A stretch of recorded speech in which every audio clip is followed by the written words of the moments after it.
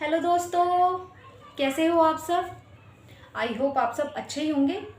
तो आज मैं लेकर आई हूँ आपके सामने मेरी एक और नई कहानी, जिसका टाइटल है रिश्ते नाते सब पैसे के। तो चलो बिना टाइम को वेस्ट किए बढ़ते हैं हमारी कहानी की ओर। एक पिता के 3 बच्चे थे। एक का नाम संजू, एक का नाम मंजू और एक का नाम संदीप था। संदीप उनका बड़ा बेटा था। वह एक अच्छी कंपनी में जॉब करता था, जिसकी अकेले की कमाई से उसके पूरे परिवार का पालन पोषण होता था। वह पूरे घर में अकेला ही कमाने वाला था, जो अपने परिवार का पालन पोषण कर रहा था। उसके भाई कुछ नहीं करते थे। संदीप की शादी को कुछ साल बीत गए थे। तब संदीप की पत्नी यही सोचती रहती थी कि मेरे अकेले की पति की कमाई से पूरा घर चल रहा है, उसके भाई कुछ नहीं करते। और वह दिन प्रतिदिन यही सोच सोचकर परेशान रहती थी। एक दिन संदीप की पत्नी ने अपने पति से बात की और उनसे कहा कि ऐसा कब तक चलता रहेगा। तुम्हारे अकेले की कमाई से पूरा घर चल रहा है, तुम्हारे भाई कुछ नहीं करते। एक दिन ऐसा आएगा कि कोई तुम्हारा साथ नहीं देगा। कुछ दिनों के बाद संदीप का एक्सीडेंट हो जाता है और वहाँ खड़े लोग उसे हॉस्पिटल में दाखिल कर देते हैं। जब संदीप के घर वालों को यह बात पता चलती है तो वह हॉस्पिटल पहुँचते हैं और संदीप से बोलते हैं कि हमारे पास पैसा नहीं है, हम तो तुझे बस देखने के लिए आए हैं। तब संदीप बोलता है कि मैं इतने सालों से अकेला पूरा घर चला रहा था, अकेला पूरे परिवार का पालन पोषण कर रहा था, आज मेरे लिए पैसे नहीं हैं। तब संदीप के पिताजी बोलते हैं कि तेरे लिए मैं अपनी ज़मीन थोड़ी ना बेच दूंगा, मेरे और भी तो बच्चे हैं। और इतना बोलकर वहाँ से चले जाते हैं। सिर्फ अकेली संदीप की पत्नी ही हॉस्पिटल में रुकती है। संदीप के पिताजी के हॉस्पिटल से निकलने के बाद संदीप की पत्नी का भाई वहाँ आ जाता है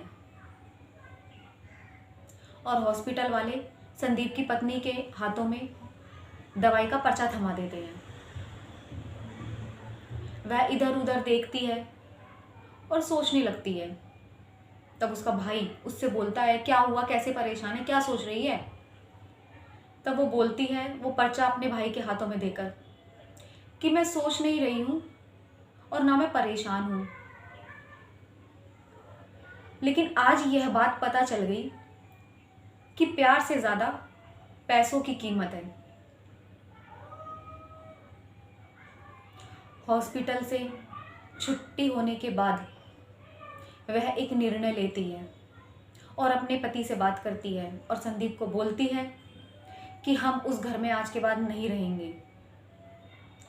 तब संदीप भी उसकी बात पर राजी हो जाता है, क्योंकि उसे मालूम हो गया था कि उसकी हालत खराब होने पर उसका किसी ने साथ नहीं दिया।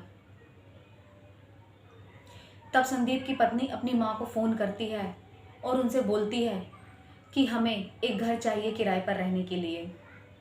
और वह अपना घर छोड़कर किराए के घर में आ जाते हैं रहने के लिए।